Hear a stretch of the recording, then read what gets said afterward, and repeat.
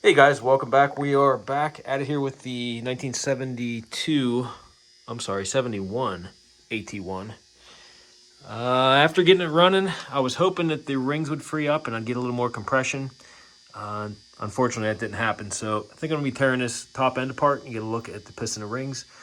At first, I thought maybe we had a clog in the pipe because it'll start up and run, but it just seemed kind of quiet and muffled. I thought maybe there was something blocking the passage, maybe like built up carbon or something there, but took that off and burned it out and got a lot of smoke out of it. So there was definitely some oil and carbon, I'm sure, built up in there. But we got to the point where it stopped smoking, so I think I got it completely cleared out. And unfortunately, it still just does not have any kind of power. Idling and starting it up, like I said, it's real easy. It idles nice and you can rev it up and it sounds good. As soon as you put that engine under any kind of load, though, it just it's wheezing. It doesn't have any power, you could tell. And when I do kick it over, it's got like very little compression. So I'm gonna get a compression tester on here just to see before I take it apart to get a baseline. I think I tested that before I started working on this the first time and it wasn't very high. So I kind of had a suspicion I was gonna need replaced anyway. I was hoping once I get it fired up, maybe the rings would free up if they were stuck, but it's just not the case. So we're gonna tear into this now. This looks pretty easy to get to. Everything's out in the open, nothing's in the way. Just gotta take that muffler off, and I'll probably take the fuel tank off again just to be able to see everything. So I'm gonna start digging into this now. This should be pretty straightforward. So let's get started.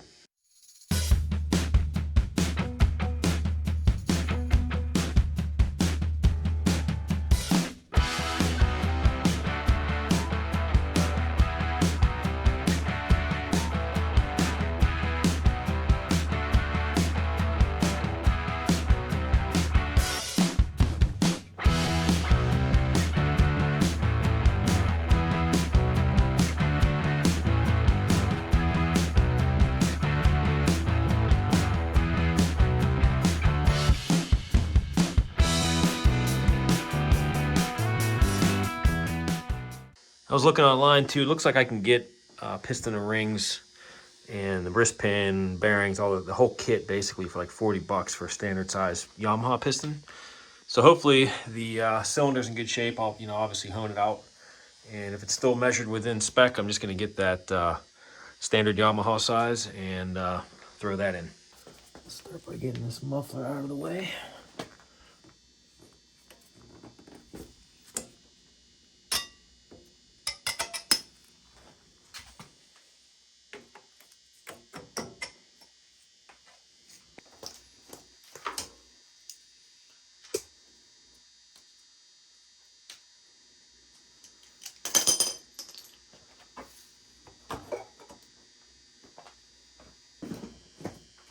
Fuel tank next.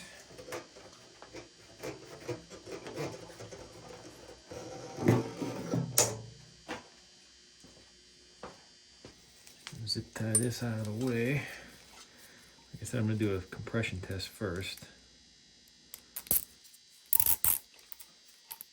just to get baseline numbers.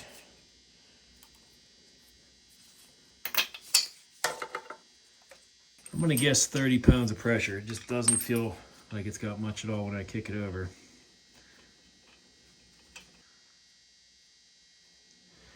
Doesn't look like it was running too lean, which is good. It's not super rich either. It's almost that chocolatey brown what you want. That doesn't look too bad. I didn't get any of the riding on video just because I wanted to. My plan was to take it down in the woods, do a little quick riding video, but I couldn't even get it to run good going up and down the road, so didn't want to risk getting stuck back in the woods, and figured it's going to need a top end, so might as well get it done right, and then we'll go for a proper ride. Let's see what we get. Okay, choke off, throttle wide open.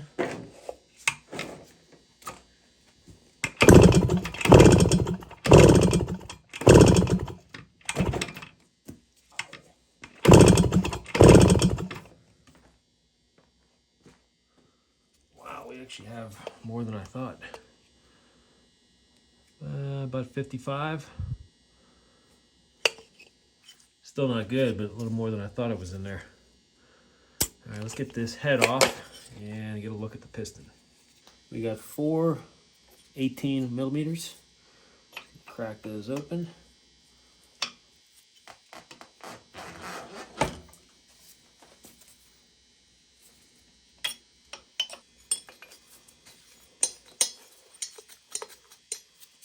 This thing's ready to fall off here. Get this last bolt out.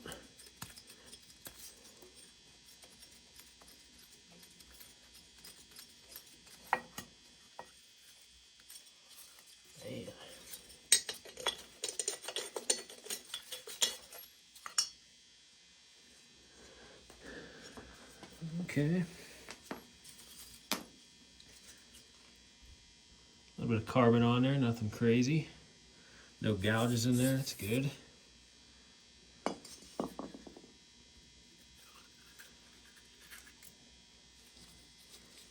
Head gasket out of the way. Piston doesn't look bad.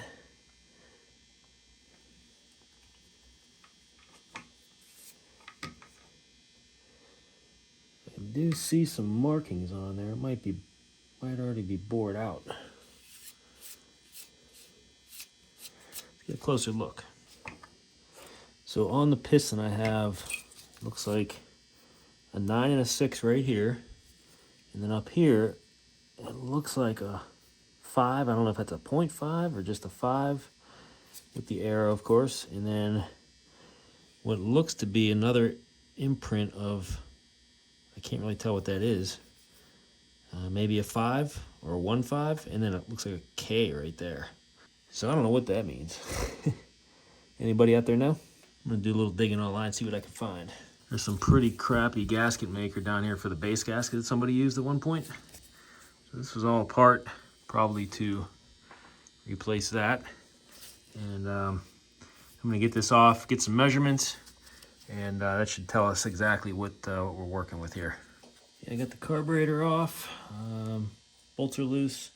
Ooh, I gotta get the oil line, almost forgot about that.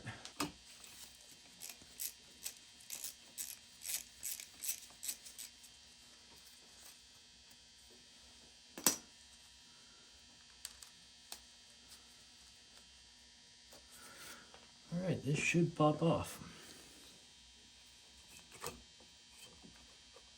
Wow, almost too easy.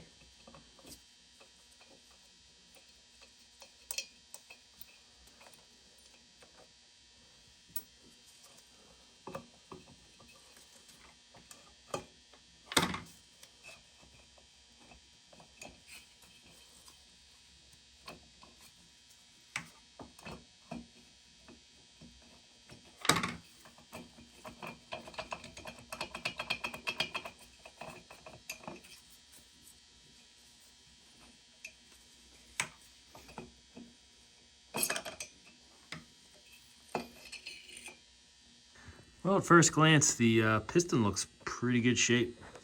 Rings don't look charred or anything. They weren't stuck. So we'll have to get those off and just look at the, measure the ring end gap in the cylinder. But for the piston, though, I'm not seeing a whole lot of damage or anything on there.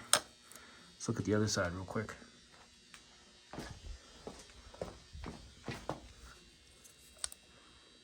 Yeah, same with this side. There's no deep scratches that I can see yet.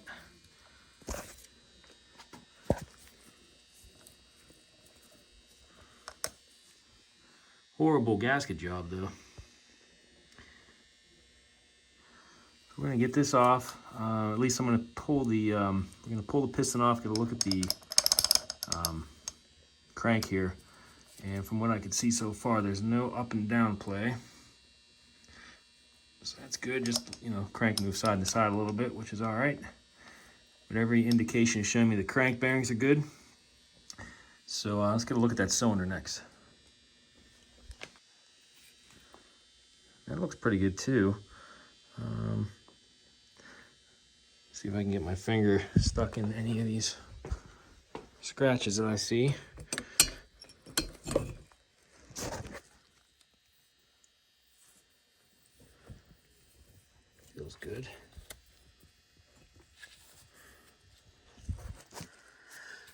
Yeah, those really aren't even scratches. I can't feel them at all.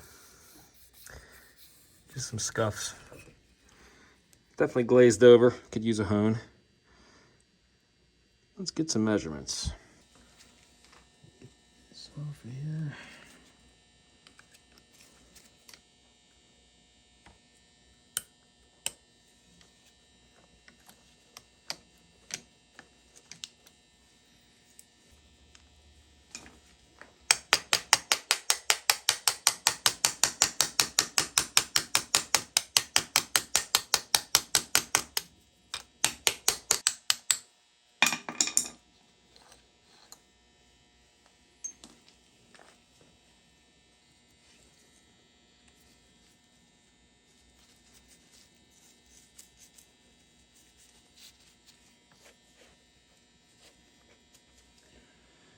Feels okay. Confirm, yeah, no up and down play. Just a little side to side wiggle, which is normal. So we're good there. Better look at that piston. Get the top cleaned off a little bit. Got a 9 and a 6, and then we got a 5. And what looks to be a partial 1-5. Really can't tell for sure. And then it looks like maybe a K, or if that's something that hit that when it shouldn't have. I don't think that's the case because we would have had more damage on here. So I don't know. I've never seen that one before. Get a closer look at the cylinder here. Everything looks to be pretty good shape. It's just glazed over pretty well. So I'm going to get some measurements here and see where we're at. Looks like the stock bore size is 56 millimeters. So we're going to see how close we are to that. Hopefully we could just hone this out and use the standard stuff. See where that's at.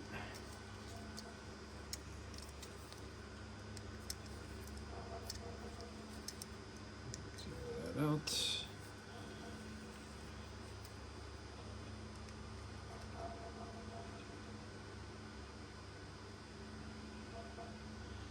.5602.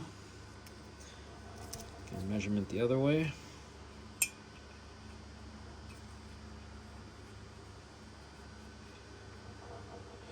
About a 1/4 of an inch down from the top. See where that's at.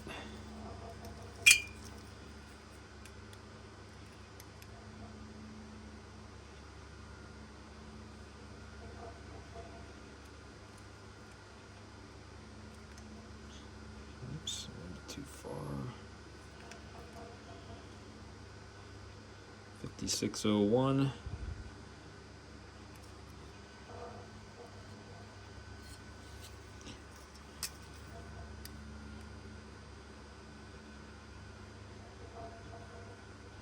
.5603. And measure this direction. Looks like we're going to be in spec.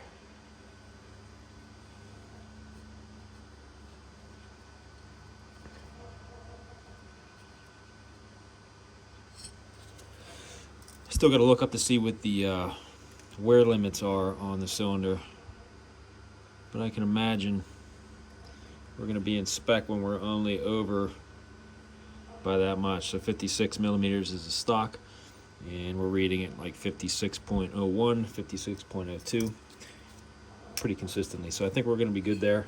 Just going to double check the wear limits, like I said, and we'll get a good hone on this and get some standard size rings ordered up. I think I'm gonna attempt to use this piston again. I gotta get some measurements on it, but it looks pretty good. Let's see what I find online though.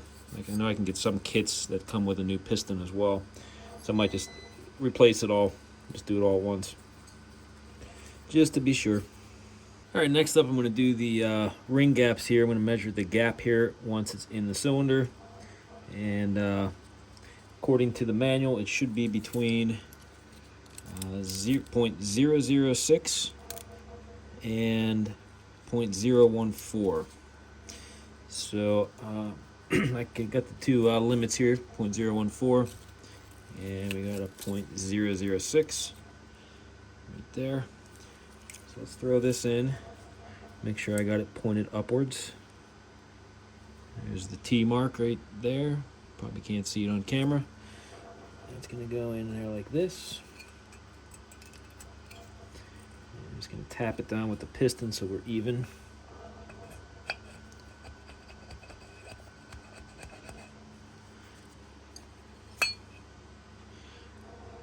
I can see a pretty good gap in there. Let's start with the 0.014. So I can fit that in there pretty easily. There's not really any drag on it at all. So that's past the 0.1 or 0.014 limit. Let's check the bottom one. Got the T right there. It's going to face upwards.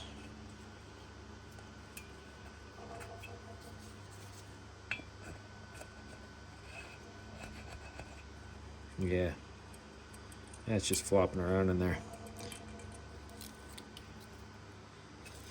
So we're past the 0.014. So I think I'm just going to get a new set of rings and possibly a piston here too. Even though this doesn't look too bad, I might as well just do it all at once. All right, next up we're going to get this thing honed out, get all this glazing off, and get some parts ordered up. Get this cylinder all oiled up here.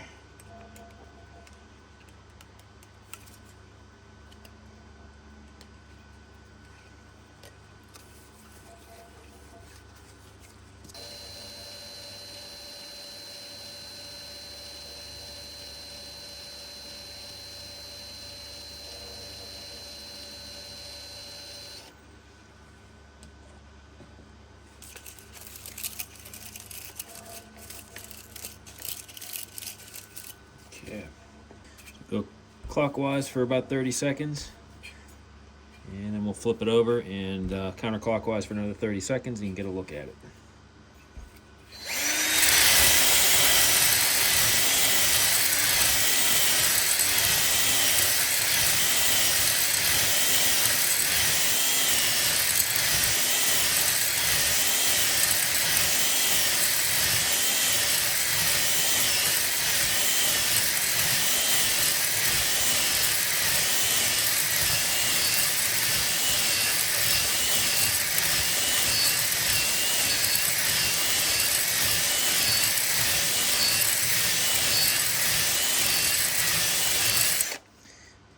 Counterclockwise.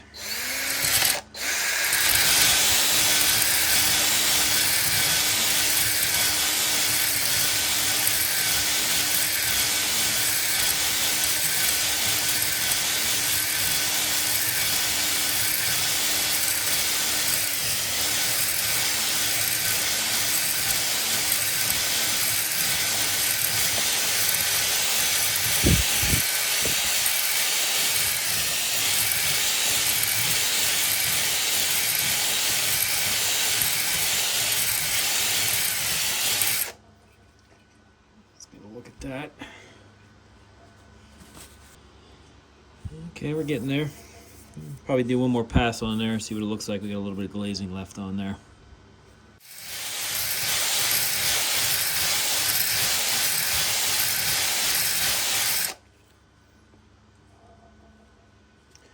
Let's see what that looks like.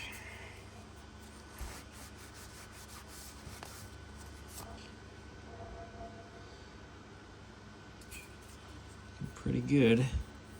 Those scratches I see, I can't get my fingernails stuck in there, so we're okay there. But the cross hatching's looking pretty good. So I think we're ready to go there. Just gotta wait for those new piston and rings to come in. I'm gonna get this thing cleaned out. I'm actually gonna use my ultrasonic on this since it's a little crusty. Get all this extra junk off here, hopefully, and any of that excess stuff from the ball hone out of there, and out of all the ports and crevices and all that. So we'll let this soak for a few hours, probably 2 hours or so in here with the heat, and then we're gonna blow it out with compressed air, make sure all the water's out of it, obviously.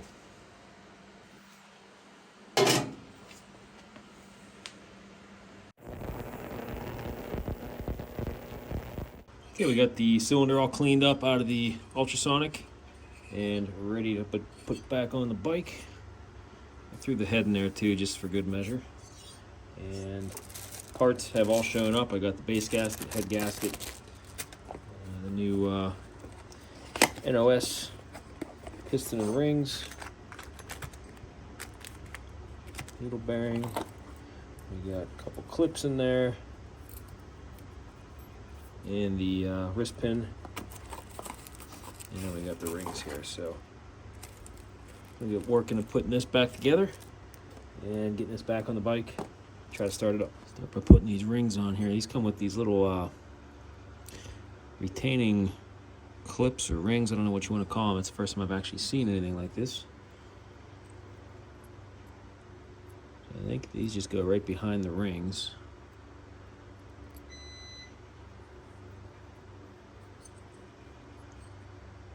I'm going to double check the manual, but I'm assuming they can really only go on one way. And of course, the rings have the T mark right here.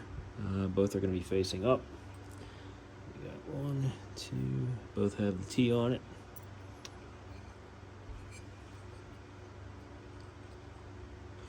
Get it lined up with the little dial that's there.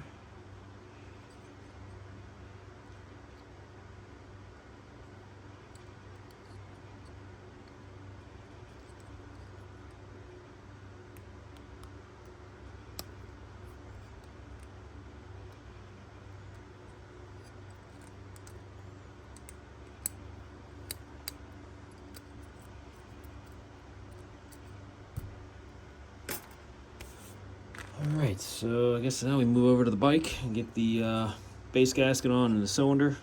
Well, I guess first the piston onto the rod, and then slip the cylinder on, and finally button this up. Just gonna get some assembly lube here on the rod and the bearing. Get that slipped in here.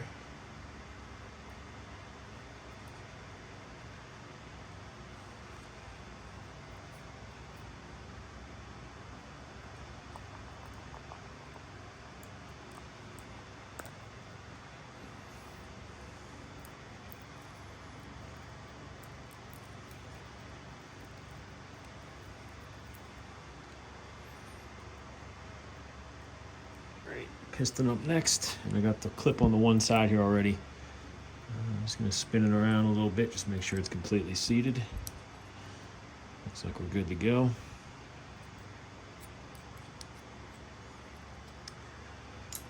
Okay. Gotta make sure the arrow is facing the exhaust port. And my buddy Bob actually was able to help me identify what these numbers are. So the 96, he said, referred to it being the standard size piston. And not sure what the 5 is, but the arrow obviously pointing to the exhaust, and then the K signifies that it's Keystone's type rings. So thanks, Bob, if you're watching.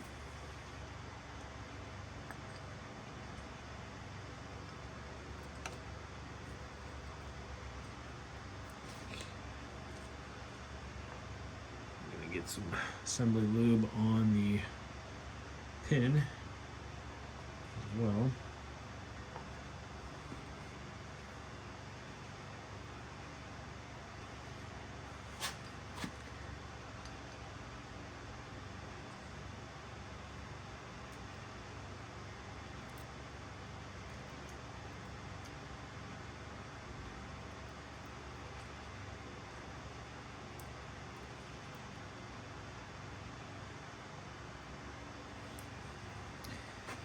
All right, piston is on. Get that clip and fit it on this side here. And I'm going to rearrange these rings a little bit to make sure they are lined up with those little dowels. And we're getting ready to slip the cylinder jug on.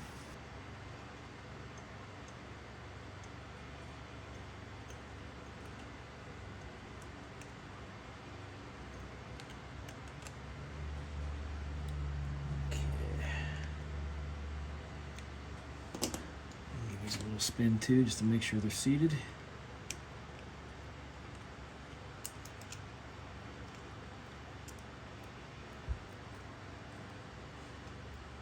Okay, we look good to go there too. Get these rags out of the way. Actually, before I do that, I gotta clean up this surface a little bit here before I slip that gasket on there. So let me do that real quick. Probably should have done this before I put the piston on there. But luckily all this stuff's coming off real easy. It was just basically somebody used silicone on here because I guess they didn't have a gasket, so it's peeling off nice and easy. Now I can remove the cowls.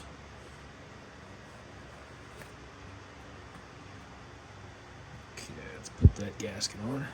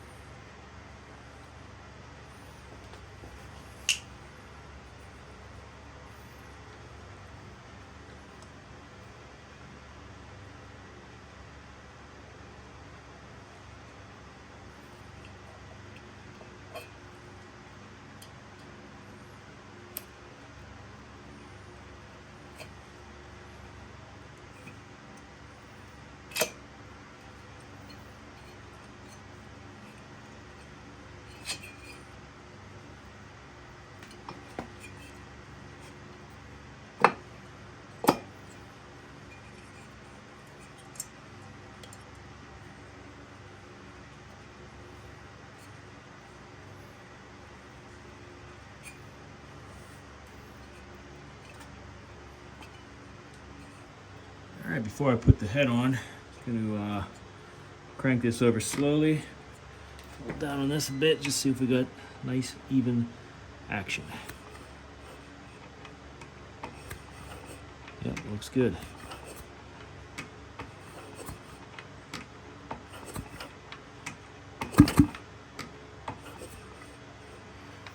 Okay, grab the head gasket and slip that head on next.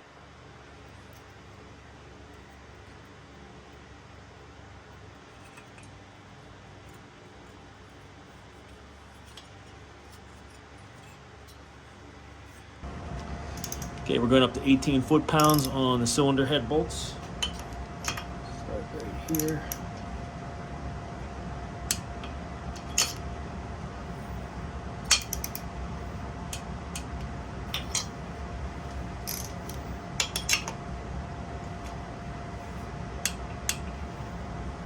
Can't forget about the oil injection line here.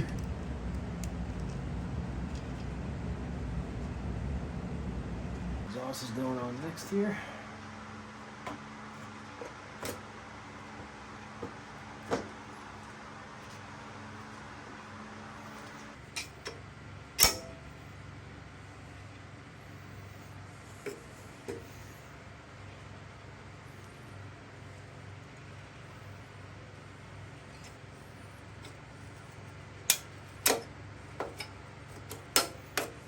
Okay, we got the exhaust on, carburetor's all tight to the cylinder, and we got the fuel tank back on, so I think it's time to try to start it up.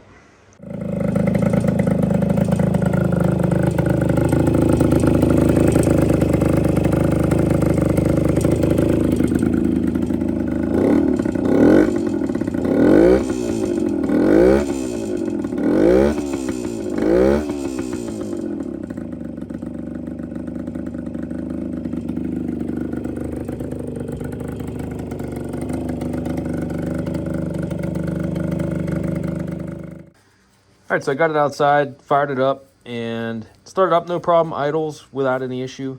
But as soon as you put load on the engine, it just has no power. So it's got to be something timing related now that that new top end's in there. And I found that this timing advance plate is kind of gunked up, and the plates were just kind of flopping around. I noticed that these springs, when you pull on it, they weren't moving at all. So I started spraying it down with some lubricant. And I'm starting to work them free a little bit, so I'm thinking this might be part of the issue with the timing. So I'm going to keep at it here and clean this up a little bit better. Could have sworn that that was good when I had that off on the side, but maybe I overlooked it. So my mistake, and hopefully this is going to fix my low power problem. So I'm going to keep cleaning at this, and we'll get this so it moves freely. And I think there should be some tension on these plates if I'm not mistaken. So I'll bring you back in once I get that cleaned up a little better. So I think I got it figured out here. I just kind of sprayed this down with PB Blaster. Took the there's a plate on here that holds the springs in place, and I just kind of worked that back and forth until I could get this to move. And now it moves pretty freely. I'm going to put the plate back on and see if the springs kind of hold these timing advance plates back in their spot, because before they were just kind of like, it was like stuck like that, and it was just flopping around like this. So now that I got that inner part to move, hopefully we should be good now. All right, we got it back together, and now I've got good fluid movement. So I'm assuming this is probably supposed to flop when it's just at a lower RPM. And then once it hits a certain RPM, it's going to expand, and it's going to turn that plate there to advance the timing. So that probably explains why the bike will start and idle, and until I get on it to give it any kind of throttle to get it to move, it's when it just feels like it just falls flat on its face. So it probably was getting to this point and not going any further out past there. So I'm going to throw this back on, and hopefully, fingers crossed, that will fix it. We're going to see how she runs now with the timing advance plate that's no longer stuck.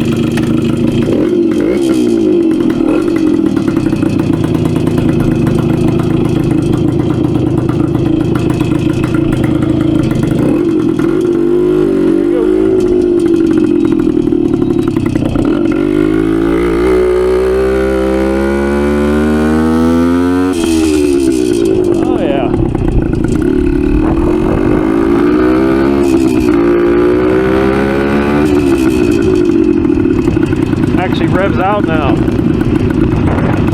Before I had a hard time even getting on my driveway, and I had to push it. It's all good now though.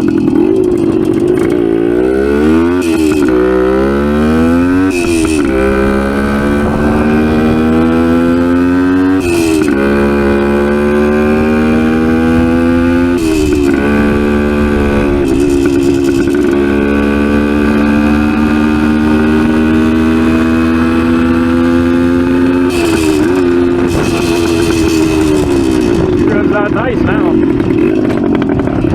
a quick turnaround right here.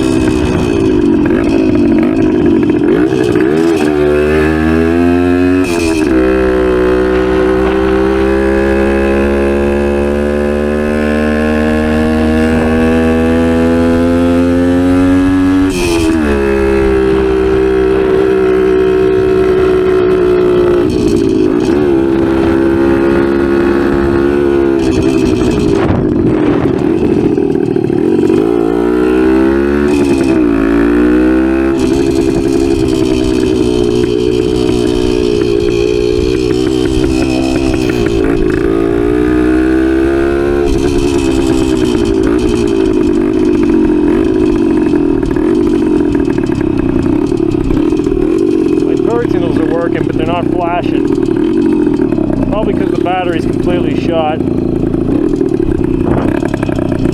if I got a headlight.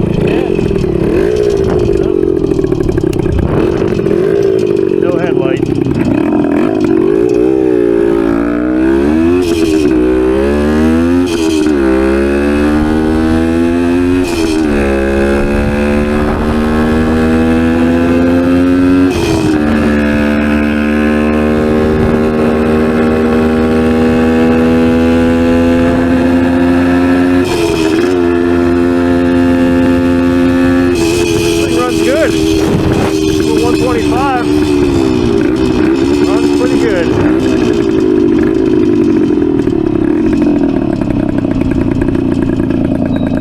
Back down to idle nice.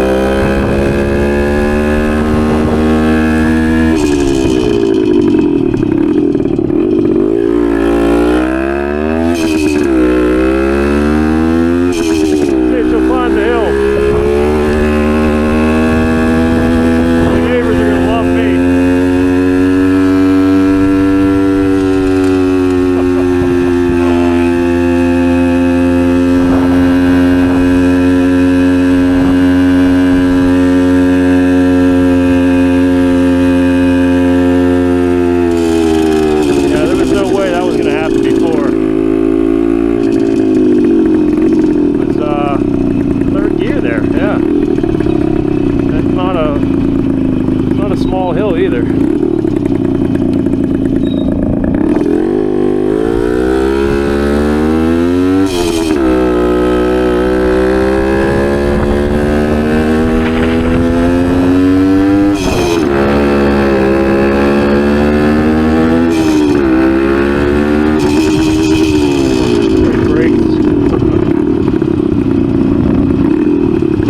Brakes are working good. Bike's pretty much sorted, I think. A little bit too muddy to take in the woods today. We just got hammered with more rains over the last couple nights, so gonna have to do for now.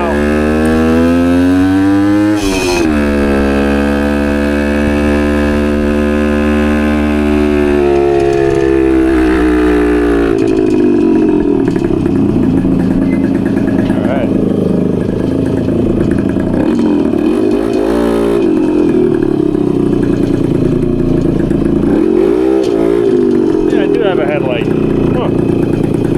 That decided to come on. Yeah, low beam, high beam. Okay. Cool. Still need the battery though.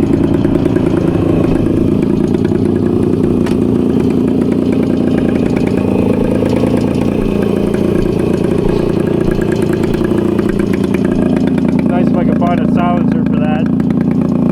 Definitely disturbing the peace here. Yeah, she's a good runner.